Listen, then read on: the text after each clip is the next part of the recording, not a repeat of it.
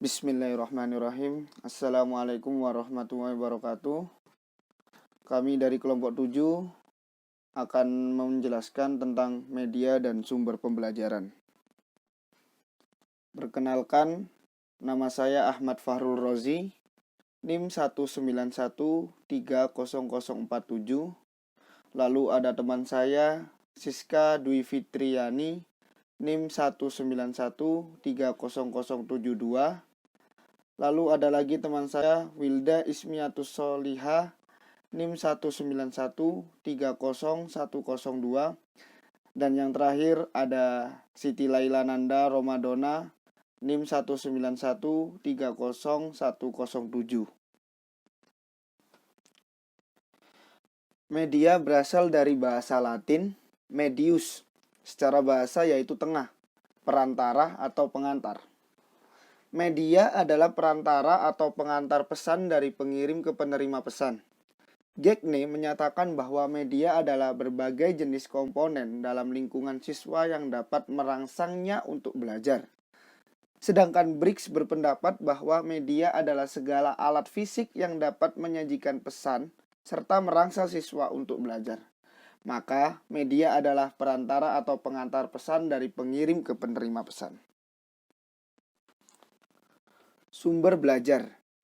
Sumber belajar atau learning resource adalah semua sumber baik berupa data, orang, dan wujud tertentu yang dapat digunakan oleh peserta didik dalam belajar, baik secara terpisah maupun secara terkombinasi sehingga mempermudah peserta didik dalam mencapai tujuan belajar atau mencapai kompetensi tertentu. Keduanya, media dan sumber belajar, ini memiliki peran penting dalam pembelajaran, yaitu sebagai alat pembelajaran yang memudahkan guru dan dalam menyampaikan materi kepada siswa dengan harapan dapat meningkatkan hasil belajar siswa. Media maupun sumber belajar secara garis besarnya terdiri atas dua jenis, yaitu media atau sumber belajar yang dirancang dan media atau sumber belajar yang dimanfaatkan. Media atau sumber belajar yang dirancang, yaitu media dan sumber belajar yang secara khusus dirancang atau dikembangkan sebagai komponen sistem instruksional untuk memberikan fasilitas belajar yang terarah dan bersifat formal. Yang kedua yaitu media atau sumber belajar yang dimanfaatkan. Media atau sumber belajar yang dimanfaatkan yaitu sebuah media dan sumber belajar yang tidak didesain khusus untuk keperluan pembelajaran dan keberadaannya dapat ditemukan, diterapkan, dan dimanfaatkan untuk keperluan pembelajaran. Media pembelajaran yang biasa digunakan dalam proses pengajaran itu dibagi menjadi 4, yaitu media grafis, media 3 dimensi, media proyeksi, dan penggunaan lingkungan. Media grafis sering juga disebut media 2 dimensi, yakni media yang mempunyai ukuran panjang dan lebar. Contohnya seperti foto, grafik, bahkan atau diagram, poster, dan lain-lain. Yang kedua yaitu media 3 dimensi. Media 3 dimensi yaitu dalam bentuk model seperti model padat, model penampang, model susun, model kerja, diorama, dan lain-lain. Yang ketiga yaitu media proyeksi. Media proyeksi itu seperti slide, film, pengguna OHP, dan lain-lain. Dan yang terakhir adalah penggunaan lingkungan sebagai media pengajaran. Selanjutnya yaitu macam-macam media dan sumber belajar. Macam-macam media dan sumber belajar ini dibagi menjadi 3 bagian, yaitu menurut daya liput, jenis, dan bahan pembuatan. Menurut jenisnya, media dibagi menjadi 3, yaitu yang pertama auditif, visual, dan audiovisual. Media auditif adalah media yang hanya mengandalkan kemampuan suara saja, seperti radio, kaset recorder, piringan hitam, dan lain-lain. Yang kedua yaitu media visual. Media visual adalah media yang hanya mengandalkan indera penglihatan saja, seperti peta, OHP, grafik. Yang terakhir yaitu media audiovisual. Media audiovisual adalah media yang mempunyai unsur suara dan unsur gambar, seperti contohnya televisi, video, dan filmnya, yaitu media dilihat dari daya liput. Media yang dilihat dari daya liput ini dibagi menjadi 3. Yang pertama, yaitu media dengan daya liput luas dan serentak. Penggunaan media ini tidak terbatas oleh tempat dan ruang, serta dapat menjangkau jumlah anak didik yang banyak dalam waktu yang sama. Contohnya, seperti radio dan televisi. Yang kedua, yaitu media dengan daya liput yang terbatas oleh ruang dan tempat. Media ini dalam penggunaannya membutuhkan ruang dan tempat yang khusus, seperti film, sound, slide, film rangkai yang harus menggunakan tempat tertutup dan gelap untuk melihatnya. Yang ketiga, yaitu media untuk pengajaran individual. Media ini penggunaannya hanya untuk seorang sendiri. Contohnya yaitu seperti modul pemrograman dan pengajaran melalui komputer. Pembagian media yang terakhir yaitu media dilihat dari bahan pembuatannya, yaitu dibagi menjadi 2. Yang pertama yaitu media sederhana, yang kedua media kompleks. Media sederhana adalah media ini bahan dasarnya mudah diperoleh dan harganya murah, serta cara pembuatannya mudah dan penggunaannya tidak sulit.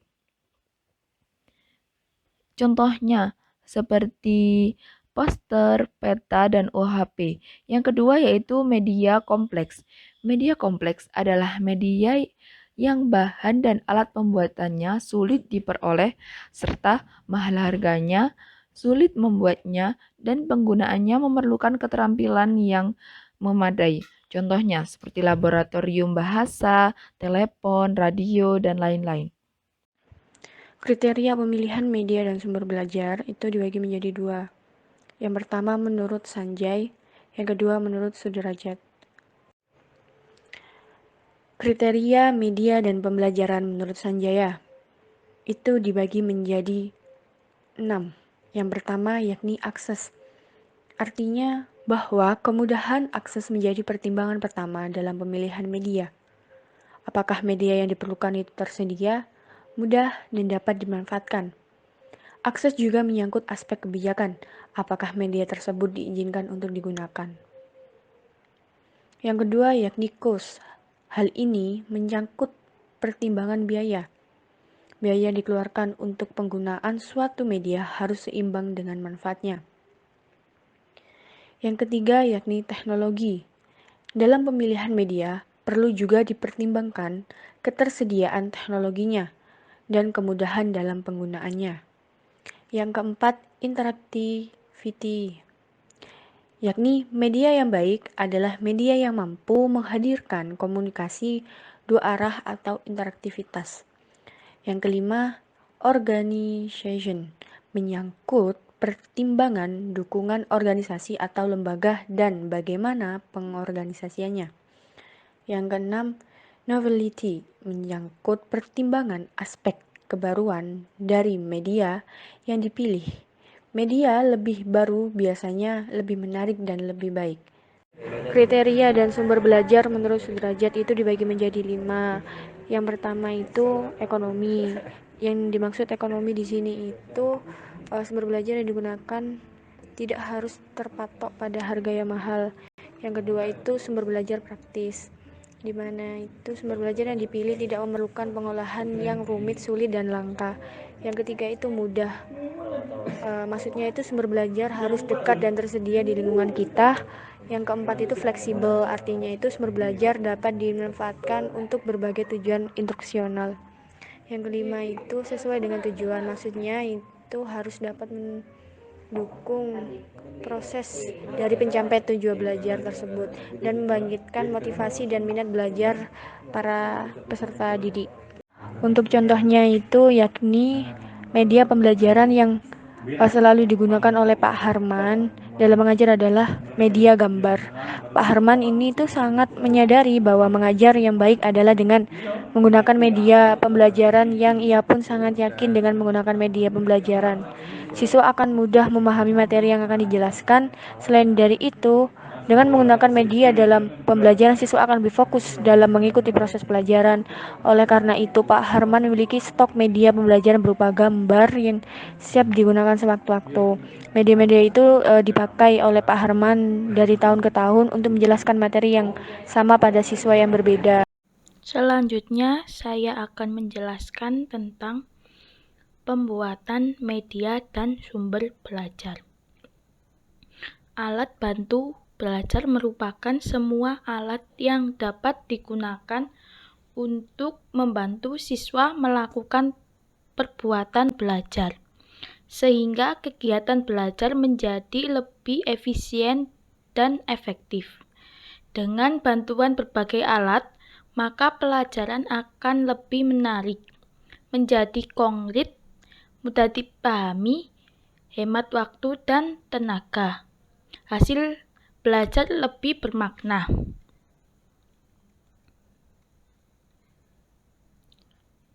Agar media pembelajaran yang dibuat dapat digunakan sebagai alat untuk mencapai tujuan pembelajaran yang telah dirumuskan, maka sangat diperlukan 6 langkah-langkah pengembangan program media. Ada beberapa pakar yang menyampaikan tentang langkah-langkah pembuatan media pembelajaran dengan berbagai spesifikasinya masing-masing. Di antaranya, menurut Profesor Dr. Haji Aminuddin Rasyad merumuskan 6 langkah-langkah pembuatan media pembelajaran sebagai berikut. Yang pertama yaitu menganalisis keperluan dan karakteristik siswa. Program dibuat sebelumnya harus meneliti secara seksama pengetahuan awal maupun pengetahuan prasyarat yang dimiliki dan tingkat kebutuhan siswa yang menjadi program yang dibuat. Penelitian ini biasanya menggunakan perangkat tes. Bila tes tidak dapat dilakukan karena faktor-faktor pengetahuan siswa, maka pembuatan program harus dapat membuat asumsi-asumsi mengenai kemampuan dan keterampilan siswa. Yang kedua yaitu merumuskan tujuan instruksional dan operasional. Pembuatan tujuan dapat memberi arah kepada tindakan yang dilakukan, termasuk penyesuaian penggunaan media yang digunakan sehingga dapat sinergi atau tujuan yang ingin dicapai dan penggunaan model dan macam media yang digunakan. Yang ketiga yaitu merumuskan butir-butir materi secara terinci. Setelah tujuan instruksional jelas, kita harus memikirkan bagaimana caranya agar siswa memiliki kemampuan dan keterampilan. Untuk mengembangkannya, tujuan yang telah dirumuskan dianalisis lebih lanjut. Demikian pula cara pengembang bahan yang harus dipelajari siswa. Setelah daftar pokok pelajaran diperoleh, selanjutnya mengorganisasikan urutan penyajian yang logis, dari yang sederhana sampai yang rumit, dari yang konkret kepada yang abstrak.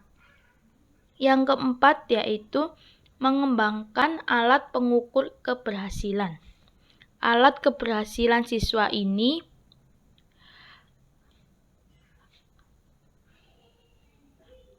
perlu dirancang secara seksama sebelum kegiatan pembelajaran dilaksanakan.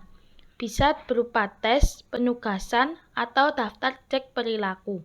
Sebaliknya, dalam tes tersebut harus tercakup semua kemampuan dan keterampilan yang dimuat dalam tujuan instruksional yang dibuat. Yang kelima yaitu menulis naskah media atau menyusun media yang digunakan. Penyusunan media yang digunakan harus sesuai dengan tujuan yang akan dicapai. Penyusunan dan pembuatan media pembelajaran dengan langkah-langkah dan tahapan-tahapan yang tersusun secara sistematis ini harus sinergi dengan tujuan dan sesuai dengan tingkat pemahaman serta keterampilan siswa, sehingga fungsi media benar-benar dapat menjadi alat untuk mempermudah dalam pemahaman siswa terhadap materi yang diberikan dan bukan sebaliknya, justru mempersulit tingkat pemahaman siswa. Yang keenam yaitu mengadakan tes dan revisi. Setelah media pembelajaran dibuat, tujuan, pembuatan narasi, proses editing, dan uji coba, langkah yang tidak kalah pentingnya adalah evaluasi penggunaan media dalam proses instruksional, sehingga dapat mengetahui tingkat kelemahan dan kelebihan media yang digunakan. Langkah selanjutnya yaitu melakukan tes dan revisi.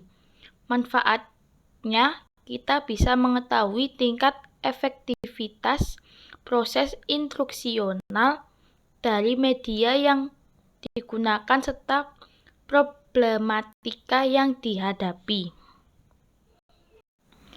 Dalam konteks berlangsungnya proses belajar dengan segala dinamikanya, media mempunyai fungsi atau peran untuk menghindari hambatan atau gangguan komunikasi dalam proses kegiatan belajar mengajar. Secara garis besar, peran media yang dimaksud antara lain, yang pertama yaitu menghindari terjadinya verbalisme. Kedua, mengakibatkan minat atau motivasi siswa. Ketiga, menarik perhatian siswa. Keempat, mengatasi keterbatasan ruang, waktu, dan ukuran. Kelima, mengaktifkan siswa dalam kegiatan belajar. Yang terakhir yaitu mengefektifkan pemberian rangsangan untuk belajar. Cukup sekian presentasi dari kelompok kami. Kurang lebihnya mohon maaf. Wassalamualaikum warahmatullahi wabarakatuh.